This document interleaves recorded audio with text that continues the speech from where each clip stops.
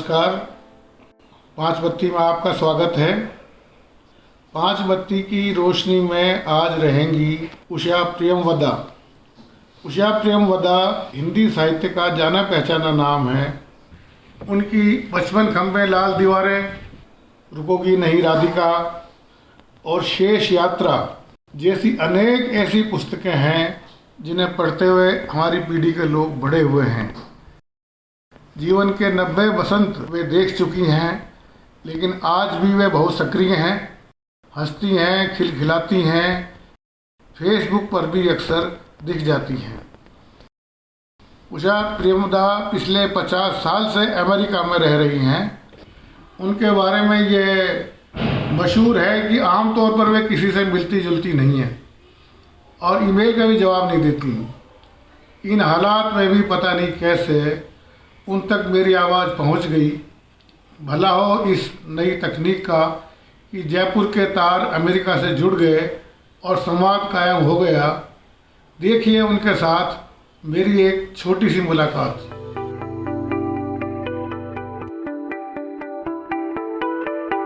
उषा जी का परिचय तो मैं समझता हूँ कि पूरा हिंदुस्तान जानता है और हम तो इनको पढ़ के बड़े हुए हैं और मेरे लिए तो ये बहुत सुखद क्षण है। मतलब मैं एक तरह की सपना देख रहा हूँ कि मेरे सामने उषा प्रियमवदा जी बैठी हुई हैं इस समय यहाँ।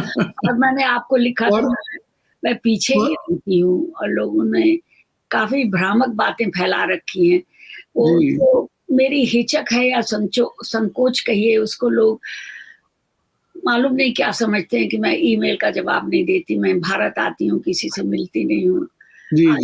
मगर ये है कि परिस्थितियां ऐसी हो जाती हैं, जब मैं भारत आती हूँ तो सारा समय परिवार के साथ बिताती हूँ। परिवार में अब 3rd जनरेशन 4th जनरेशन बच्चे हैं और प्यार करते हैं। 5 साल के, 6 साल के, 10 साल के, 12 साल के, सबको मालूम है कि मैं नानी हूँ, नहीं फेक मैं होता हूँ आपको खोजने के लिए हमने क्या नहीं किया। मैंने अच्छा सुधा अरोड़ा जी से मैंने जी हाँ पूछा, संपर्क तो उनके पास नहीं था। फिर उन्होंने एक ईमेल दी, वो आपने देखी, बाद में देख भी ली, वो सुधा अरोड़ा जी ने दी थी। ममता कालिया जी से पूछा तो उन्होंने कहा कि इनबॉक्स में बात होती है। फिर मैंने भी इनबॉक्स किया, आपको शायद बात हो जाए, हालांकि वो हो गई, पर वो भी एक लगता था कि पता नहीं होगी या नहीं होगी। लेकिन मैं आपका बहुत शुक्रगुजार हूँ कि फिर आप जिस तरह से आपने जवाब भी दिए उनके और आप यहाँ आई, और मैं कैसे आपका शुक्रिया अदा करूँ वो समझ नहीं पा रहा हूँ, लेकिन दिल से मैं शुक्रिया आपका अदा करना चाहता हूँ। वो इसलिए कि मेरी सबसे बड़ी बहन का ग्रैंडसन मेरे पास है आजकल, तो उसी ने ये सब सेट कर दिया है। वो वर्किंग फ्रॉम होम, तो इसलिए मैंने हाँ कर दी, क्योंकि मेरे बस का ये सब है नहीं। कर सकती हूँ मगर कुछ मन में ऐसा आलस सा आ गया है। और फिर देखती हूँ सबको, सब अपनी किताबें पढ़ते हैं, सब अपना ममता कालिया को देखा, रोहिणी अग्रवाल को देखा और सभी को देखती हूँ फेसबुक पर। बल्कि है कि फेसबुक पर मेरा बहुत समय जाता है। तो चूंकि वो था इसलिए मुझे मालूम था कि कोई गड़बड़ी नहीं होगी, क्योंकि अक्सर लोग आते हैं वो कहते हैं सुनाई दे रहा है, सुनाई दे रहा है। सब कहते हैं हाँ मैडम सुनाई दे रहा है। तो आप अभी जब ये बात कह रही थी कि लोगों ने भ्रम फैलाया हुआ है, तो मुझे भी ये लग रहा था कि देखिए कई बार आपने सही कहा है कि ये, मैं उसको गंभीरता से उस बात को ले रहा था। कई बार आदमी में हिचक होती है, लेकिन उसका अर्थ कुछ और लगा लिए जाते हैं। कई बार लगा लिया जाता है कि बहुत घमंडी है, बात नहीं करता है, जबकि चीजें दूसरी होती हैं कहीं अंदर जो चल रही होती हैं। तो आपके बारे में भी कल लोग कह रहे थे कि आपने कैसे संपर्क कर लिया हो, तो कभी कोई जवाब नहीं देती, मिलती नहीं, कुछ करती नहीं है। मैंने कहा पता नहीं क्या हुआ है मेरे साथ कि मैं तो आई एम हैप्पी की। एक बात तो ये है कि जो रिसर्च स्कॉलर्स होते हैं उनको मैं बराबर तुरंत जवाब देती हूँ। जी। मगर दिल्ली में आके रहना और पुराना वो फ्लैट खोलना, उसकी सफाई करवाना, जैसे मैंने कहा प्लम्बर को बुलाना, सुबह उठ के पानी भरना, उस सब में मैं इतनी थक जाती हूँ। फिर मैं जब आती हूँ दिल्ली तो मैं चाहती हूँ कि बस, और फिर कभी नौकरानी है, कभी नहीं है, कभी 1 बजे वो टेक्स्ट भेज देती है कि आंटी हम नहीं आएंगे। तो ये सब जो भारत की प्रॉब्लम्स हैं उससे मैं इतनी मैं सोचती हूँ बस घर ही में बैठे रहो। अब क्या लिख रहे हैं आप?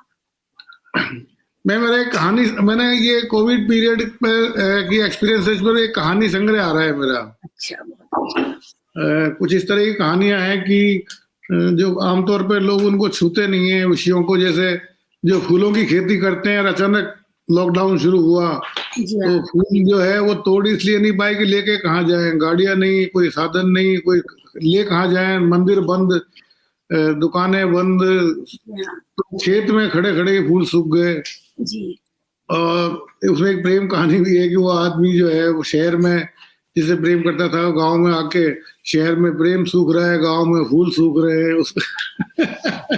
जी हाँ, जी हाँ। आपका भी कहानी संग्रह था ना, जिंदगी और गुलाब के फूल? जी हाँ, वो पहला कहानी संग्रह था, जी जी जी। पहला कहानी संग्रह था। हाँ, गुलाब के फूलों पे खेती पे मैंने ये लिखा था। हाँ, और मेरा एक कहानी संग्रह मैम, लाल बजरी की सड़क। अच्छा, अच्छा, और वो ये लाल बजरी की सड़क नाम से कहानी पहली सारिका में छपी थी मेरी। अच्छा, अच्छा। तो आप तो जानते हैं सारिका उस समय बड़ी प्रतिष्ठित पत्रिका हुआ करती जी थी। हाँ, जी हाँ।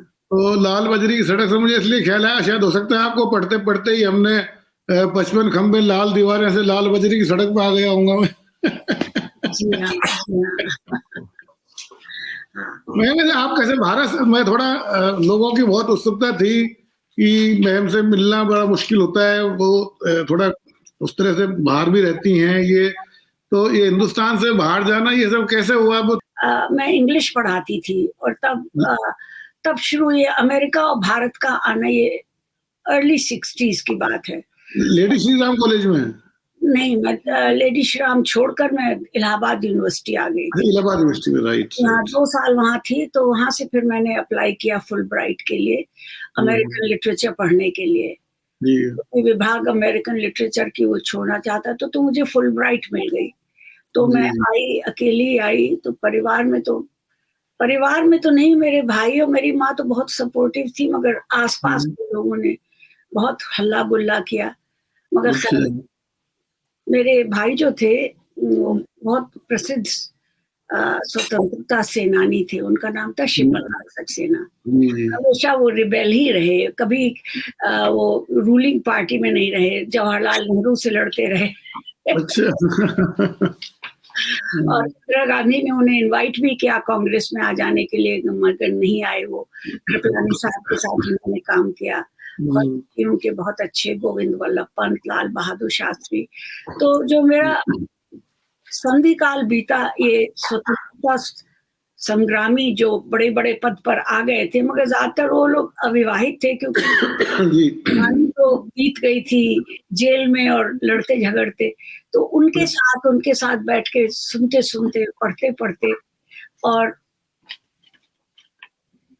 जब दादा जेल में रहते थे तो हम लोगों को बहुत मुश्किल आती थी। वो सब झेलते-झेलते जो संघर्ष है, वो मेरी ज़िंदगी में आ गया। और संघर्ष के साथ एक जो गांधी जी के अनुयायी थे, वो बड़े सख्त थे अपने अपने प्रिंसिपल्स के, तो वो भी कर्मठता भी हम सभी बहनों के अंदर आ गई। तो यहाँ लेकिन मैम उस जमाने में अकेले विदेश जाना जी, ये तो बहुत ही खतरनाक अनुभव रहा होगा मुझे लगता है। हम लोग 30 पुरुष थे हमारे ग्रुप में और 3 लड़कियां थी। अच्छा। पुरुष सब विवाहित थे, बाल बच्चों वाले थे, और सिर्फ मैं ही अविवाहित थी तब। जी जी। था एक जोश था, एक जुनून था, एक अवसर मिला, चले आए उठकर। तो जब मैं अमेरिका पहुंची, तो मुझे ऐसा लगा कि वाकई मैं पिंजड़े में बंद थी और मैं आजाद हो गई हूँ। क्योंकि भारत में स्वतंत्रता बहुत थी, मगर एक बिना बोला अनुशासन तो होता ही है लड़कियों के ऊपर, विशेषतर अविवाहित लड़कियों के ऊपर। जो मैं कह रही हूँ संघर्ष और कर्मठता, ये हम लोगों की पूरी फैमिली में ये आ गई। तो ठीक है, और फिर ये है कि किसी चीज़ की कामना नहीं है कि हम स्वतंत्रता संग्रामी थे तो हमें जगह मिले, प्लॉट मिले, पैसा मिले, किसी ने ये किया ही नहीं। मेरी बड़ी बहन ने भी नहीं किया, तो वो दिवंगत हो गई हैं। तो और लिखने में दिलचस्पी कैसे पैदा हुई, कब क्या? इसमें लिखने में दिलचस्पी आपकी कैसे आई? वो तो बचपन से ही थी, अच्छा। बचपन से ही थी, क्योंकि बचपन कहाँ बीता आपका? मेरा बचपन लखनऊ में बीता, कानपुर में बीता, फिर इलाहाबाद में मैंने बीए से पढ़ाई शुरू की। तो तब मैं बहुत लकी थी, मैं समझ नहीं रही थी कि क्या हो रहा है, क्योंकि काफ़ी बेवकूफ़ सी थी, अब भी हूँ, मगर फिर भी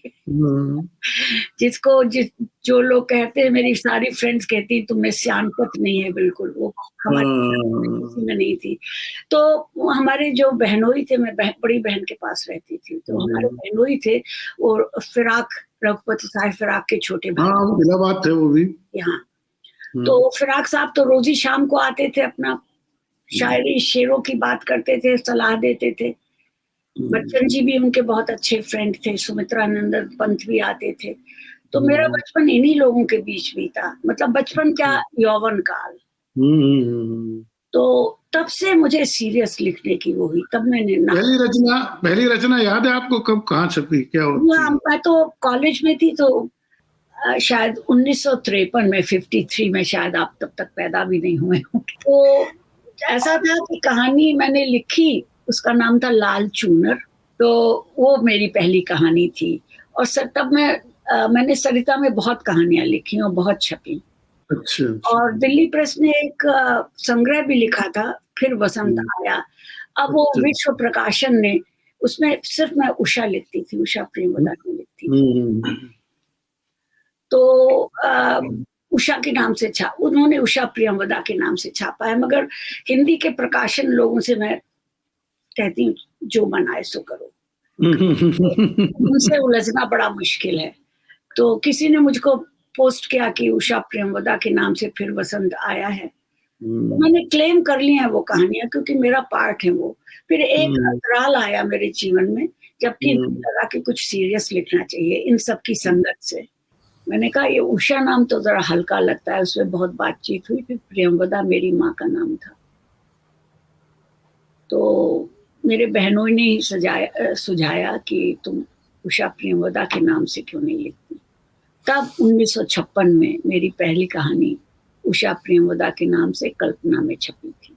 तब मेरा नामकरण हुआ उषा प्रियंवदा। तब बचपन में मेरा जन्म हुआ था। देखिए, तो ताज्जुब होता है कि मेरी इतनी उम्र हो गई। नहीं नहीं, अच्छा है, अभी तो आपको बहुत उम्र रहेगी और बढ़ेगी आगे। कहाँ, देखिए, खैर कोविड का इंजेक्शन तो लगा दिया है मेरी डॉक्टर ने मुझको। अच्छा।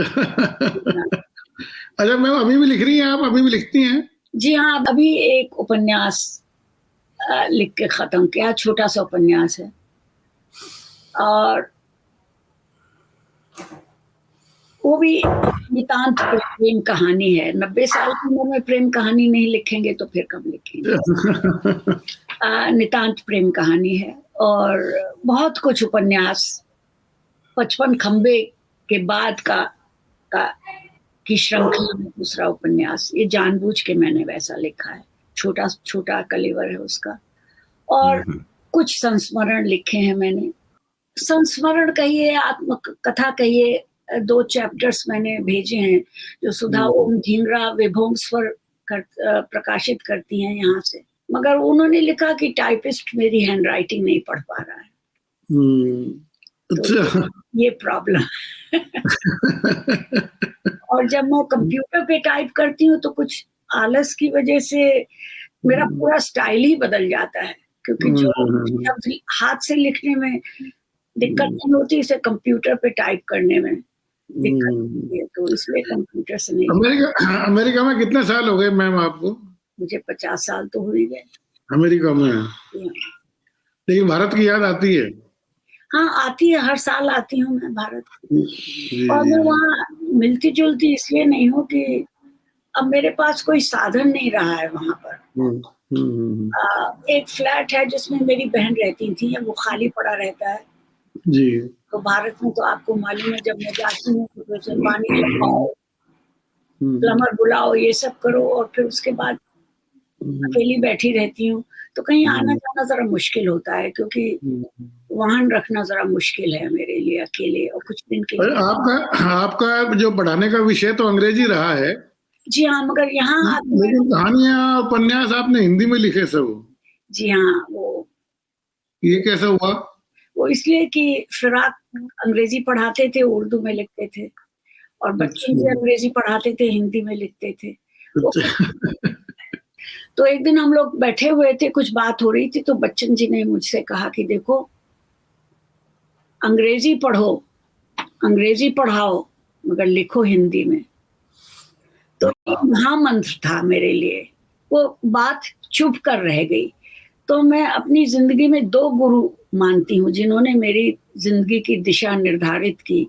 एक थे बच्चन जी, जिन्होंने ये बात कही, बहुत सी बातें कही, मगर मुझे ये बात याद रही। और बहुत, वो तेजी जी दोनों बहुत स्नेह करते थे मुझसे, और पंत जी भी करते थे। शायद वो मुझ में कुछ देखते थे जो मैं खुद नहीं देख पाती थी अपने अंदर।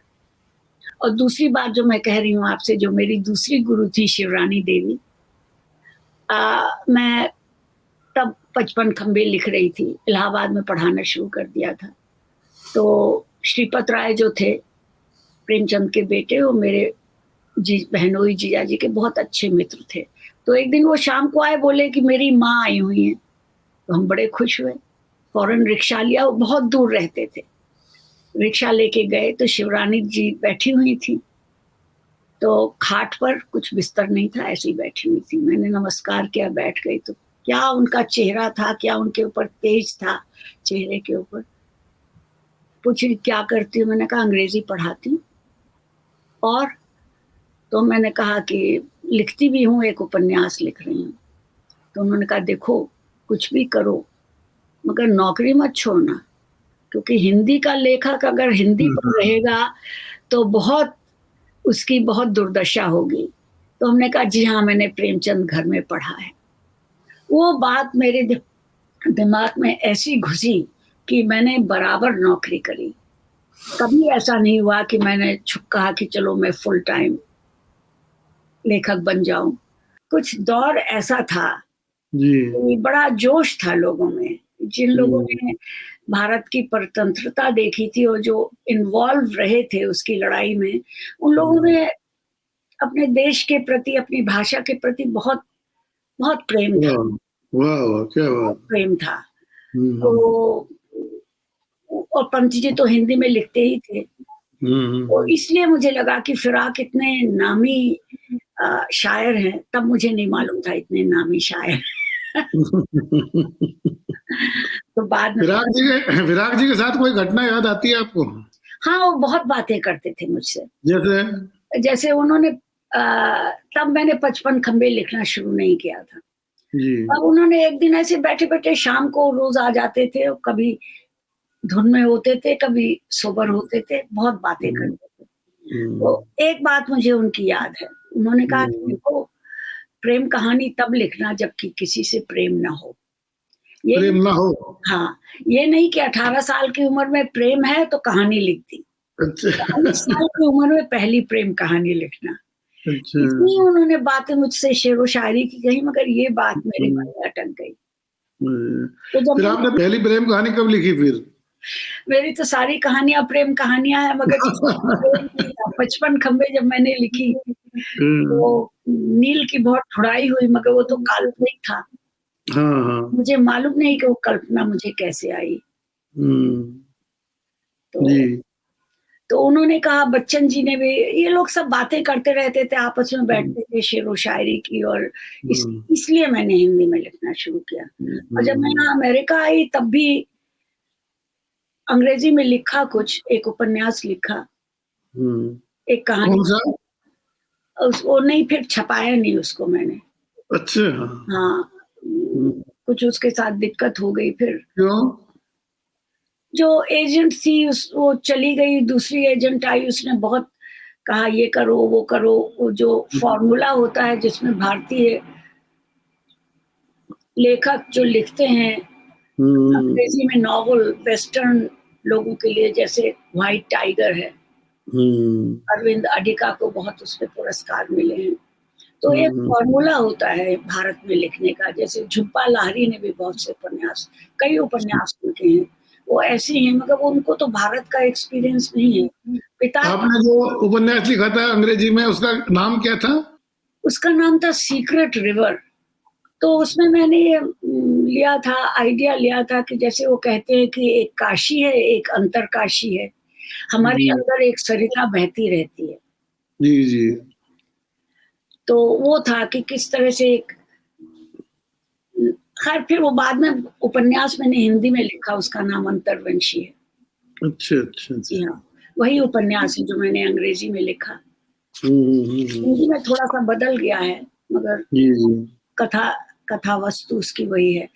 तो लोगों को यहाँ यहाँ की एजेंट ने कहा कि नहीं, यहाँ के लोग पढ़ने में इंटरेस्टेड नहीं है। तो मैंने कहा ठीक है।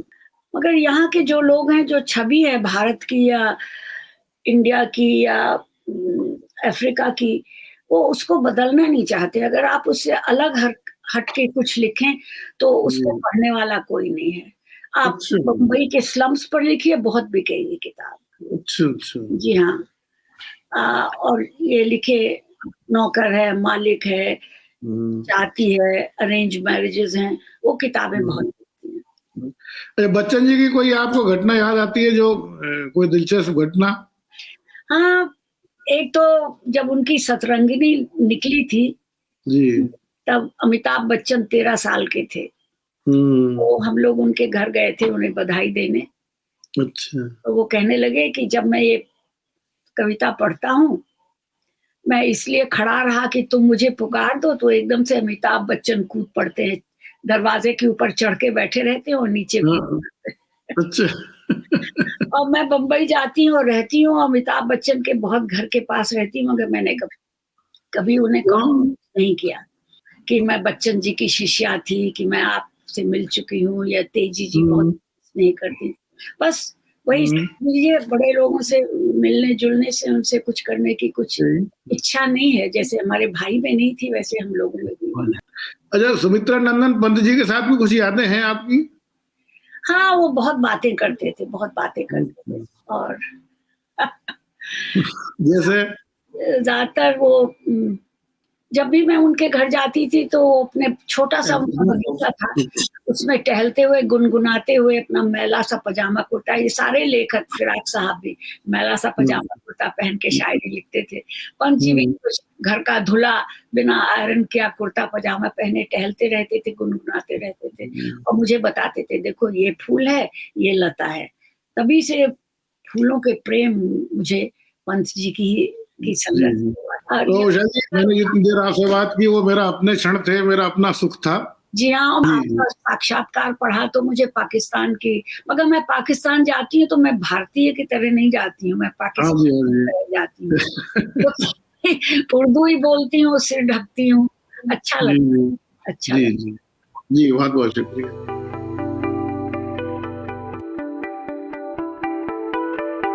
तो यह थी हमारे समय की महत्वपूर्ण कथाकार उषा प्रियमवदा से बातचीत। अगले रविवार को शाम 5 बजे हम फिर मिलेंगे इसी 5 बत्ती पर, और रोशनी में होंगे कुछ नए मसले, कुछ नए संवाद। बने रहिए हमारे साथ 5 बत्ती के साथ। धन्यवाद।